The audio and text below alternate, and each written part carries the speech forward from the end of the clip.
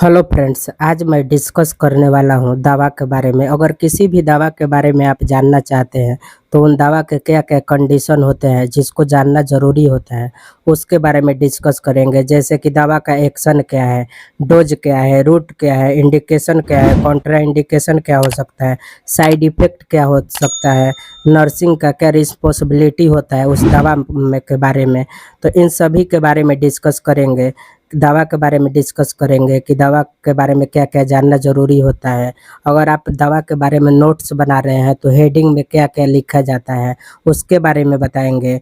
जैसे एक्शन में किस बात को लिखेंगे, किसी दवा के बारे में आप लिखना चाहते हैं, राइट डाउन करना चाहते हैं, नोट्स बनाना चाहते हैं, तो एक्शन में किस बात को लिखेंगे, डोज में किस स्टेटमेंट को लिखेंगे, रूट में किस स्टेटमेंट को लिखेंगे, इंडिकेशन में किस स्टेटमेंट को लिखेंगे, कॉन्ट्रा इंडिकेशन में किस स्टेटमेंट को लिखेंगे, साइड इफ़ेक्ट में किस स्टेटमेंट को लिखेंगे, नर्सिंग रिस्पॉन्सिबिलिटी में किस स्टेटमेंट को लिखेंगे, इन सभी के बारे में डिस्कस करेंगे इस वीडियो में।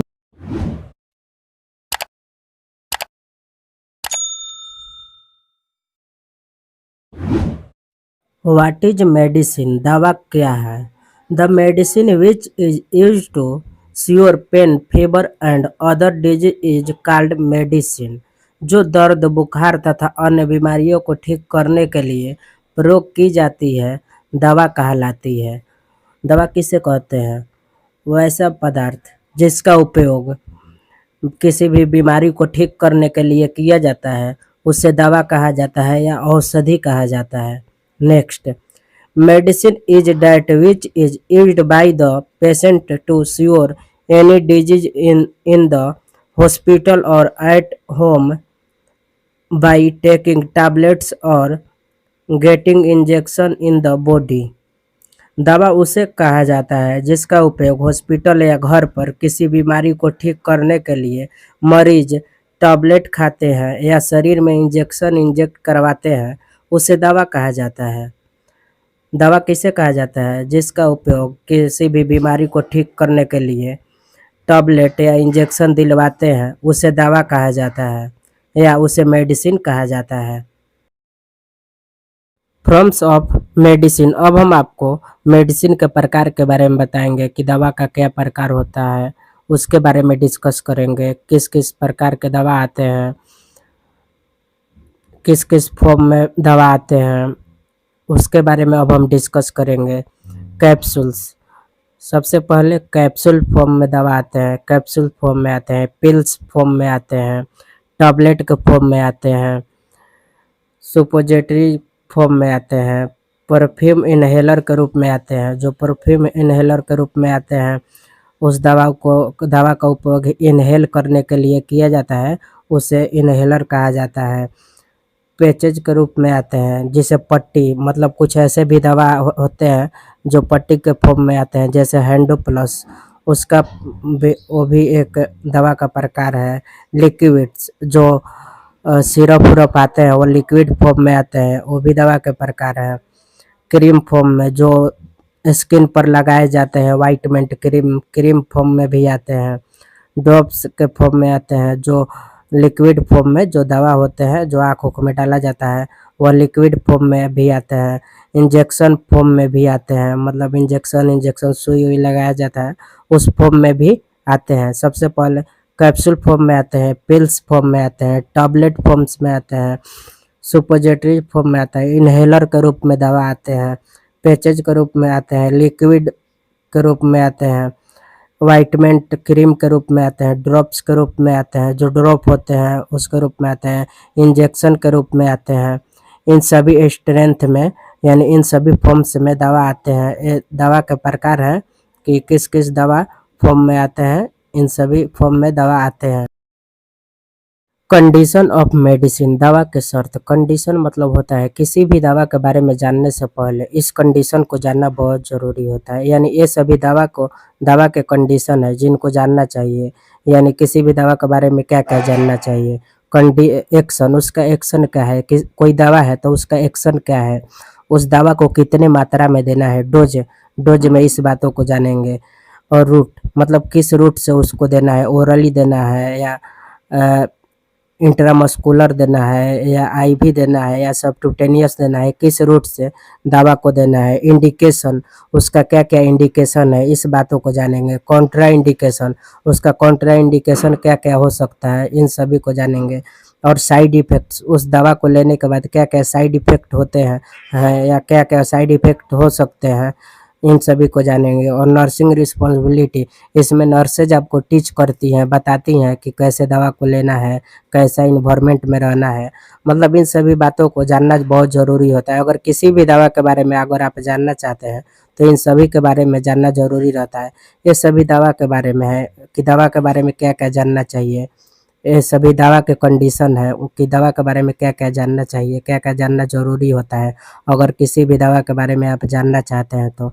अगर आप कभी भी नोट्स बनाना चाहते हैं तो इन सभी को दवा के सभी हेडिंग्स हैं, यानी इन दवा को किस दवा के बारे में क्या-क्या जानना चाहिए, क्या-क्या लिखना चाहिए, ये सभी दवा के हेडिंग्स हैं। कि दवा के बारे में क्या जानेंगे, तो सबसे पहले एक्शन जानेंगे, उसका डोज जानेंगे, रूट जानेंगे, indication, Contra indication, side effect, nursing responsibility क्या है उस दवा का, इन सभी को जानेंगे अगर किसी भी दवा के बारे में जानना हो तब। अब हम एक-एक कर सभी को डिफाइन करेंगे, सभी के बारे में डिस्कस करेंगे, सभी के बारे में बताएँगे कि एक्शन क्या है, डोज क्या है, रूट क्या है, इंडिकेशन क्या है, कॉन्ट्रा इंडिकेशन क्या है, साइड इफ़ेक्ट क्या है, नर्सिंग रिस्पॉन्सिबिलिटी क्या है, इन सभी के बारे में अब हम आगे डिस्कस करेंगे। एक्शन, एक्शन मतलब कार्य। इसमें यह इसी बात को ध्यान में रखना है कि कोई भी दवा है तो उसका क्या काम है, उसी को ध्यान में रखा जाता है कि कोई भी दवा है तो उसका क्या काम है, उसी बात को ध्यान में रखा जाता है। Whatever medicine it is, it's use is keeped in mind. कोई भी दवा है इसका उपयोग क्या है, इसी बातों को ध्यान में रखा जाता है। जो एक्शन है इस स्टेटमेंट में इसी बात को ध्यान में रखा जाता है कि कोई भी दवा है तो उसका क्या काम है, उसका क्या यूज है, इसी बात को ध्यान में रखा जाता है एक्शन में।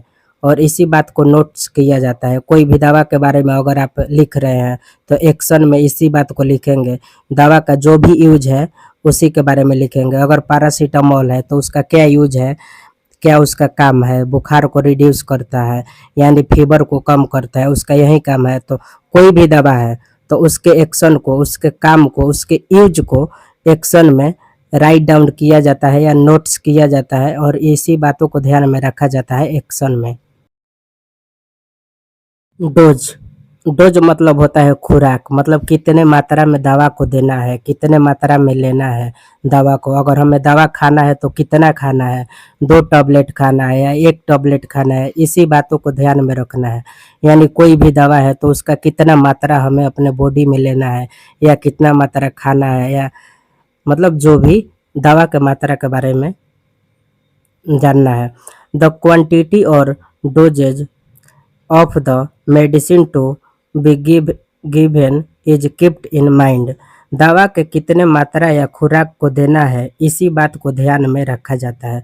डोज में इसी बात को ध्यान में रखना है कि दवा के कितने मात्रा को खाना है या पेशेंट को देना है या खिलाना है, इसी बात को ध्यान में रखा जाता है। अगर किसी भी दवा के बारे में आप जानना चाहते हैं तो डोज में इसी बात को जानना चाहिए कि दवा का कितना मात्रा यानी कितना खुराक पेशेंट को देना है या खाना है या खिलाना है। अगर डॉक्टर ने हमें लिखा है कि 500 mg का टैबलेट खाना है, एक टैबलेट 2 दिन में 500 mg का खाना है, तो उसी को डोज बोला जाता है। यानी एक दिन में 500 mg का 2 टैबलेट खाएंगे, उसी को डोज बोला जाता है या उसी को खुराक बोला जाता है। रूट, रूट मतलब किस रास्ते से दवा को लेना है, किस मार्ग से दवा को लेना है, रूट में इसी बात को जानना है। अगर आप किसी भी दवा के बारे में जानना चाहते हैं तो उस दवा के रूट में क्या करना है कि किस उस रूट रूट के बारे में जानना है। तो रूट में इसी बातों को जानना है कि दवा को किस रूट से लेना है, जैसे आईएम लेना है या आईवी लेना है या ओरली लेना है या सबक्यूटेनियस लेना है या सबलिंगुअल लेना है, किस रूट से दवा को लेना है, इसी बात को रूट में ध्यान रखेंगे। रूट वाले स्टेटमेंट में इसी बात को ध्यान में रखेंगे। The route by which the medicine is to be given is taken into consideration such as injection, tablet, inhaler, ointment, capsule.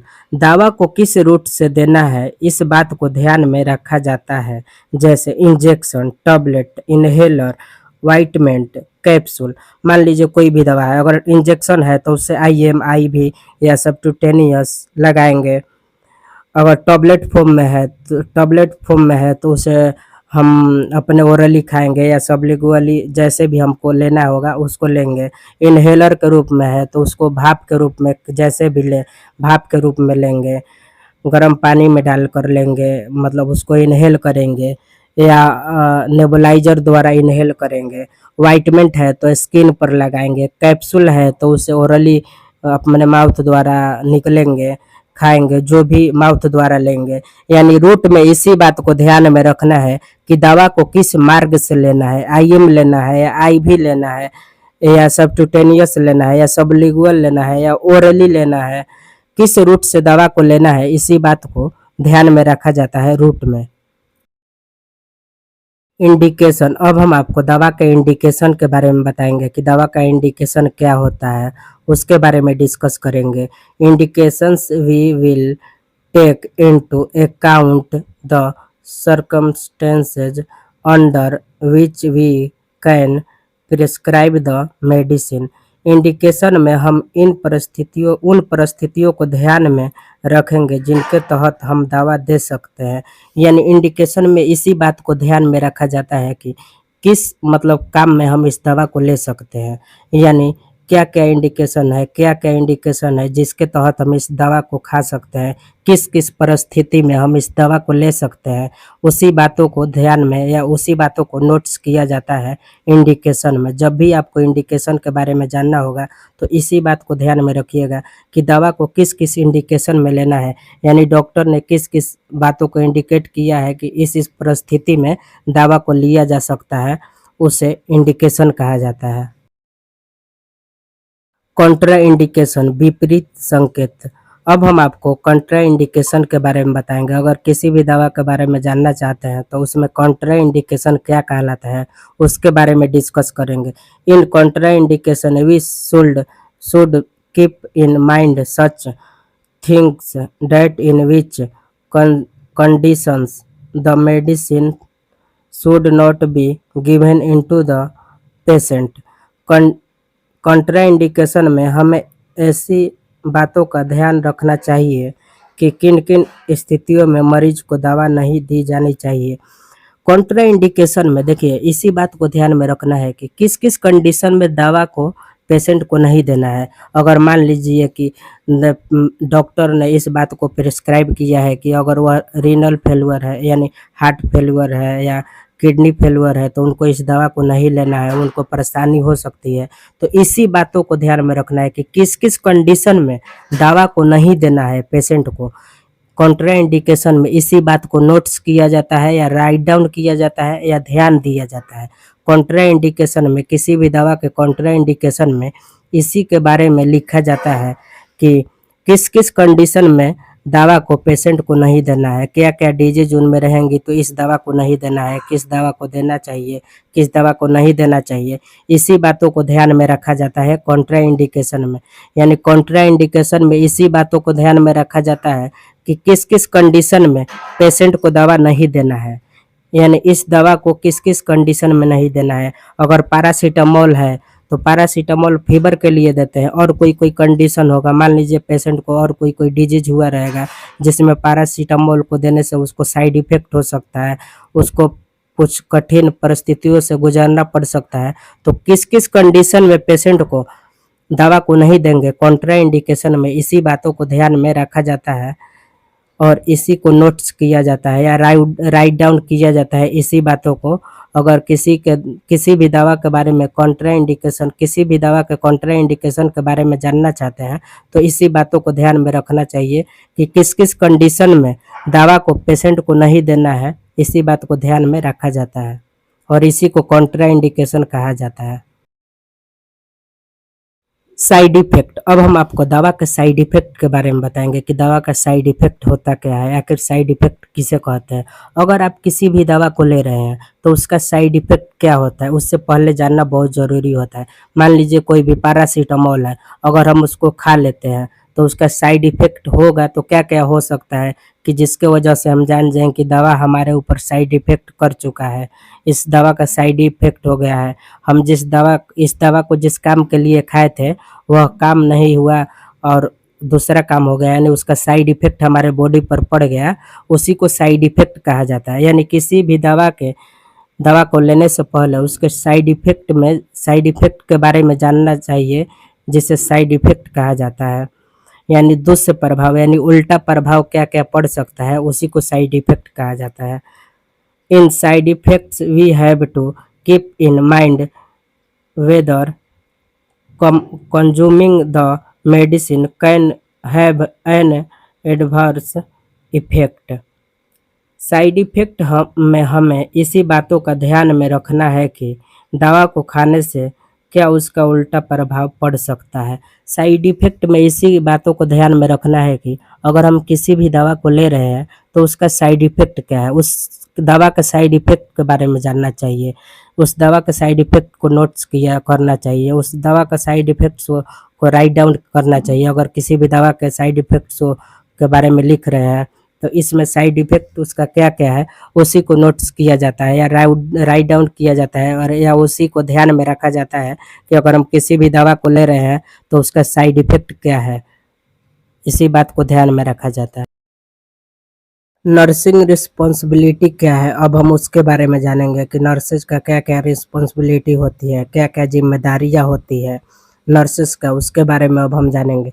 कोई भी दवा है, अगर उसको पेशेंट को खिलाना है, तो नर्स का क्या रिस्पॉन्सिबिलिटी बनता है उस दवा के बारे में, उसको अब हम डिस्कस करेंगे। In nursing responsibility the nurse how is taking care of you in the hospital will teach you how to take the medicine, when to take it, what kind of environment to live in, how to maintain privacy। Nursing responsibility में hospital में जो भी nurse आपको care कर रही है, वह आपको टीच करेगी कि दवा को कैसे खाना है, कब खाना है, किस तरह के इन्वायरमेंट में रहना है, कैसे प्राइवेसी को मेंटेन करना है। नर्सेज का यही काम है नर्सिंग रिस्पॉन्सिबिलिटी में। अगर आप किसी भी दवा के बारे में जानना चाहते हैं, तो नर्सेस का क्या रिस्पॉन्सिबिलिटी है उस दवा के बारे में, वह पेशेंट को टीच करेगी कि दवा को कैसे खाना है, किस टाइम पर लेना है।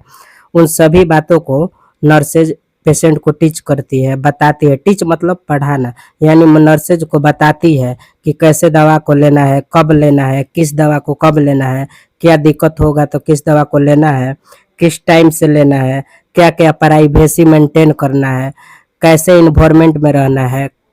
मतलब इन सभी के बारे में नर्सेज टीच करती है नर्सिंग रिस्पॉन्सिबिलिटी में, और इसी को नर्सिंग रिस्पॉन्सिबिलिटी के नाम से जाना जाता है।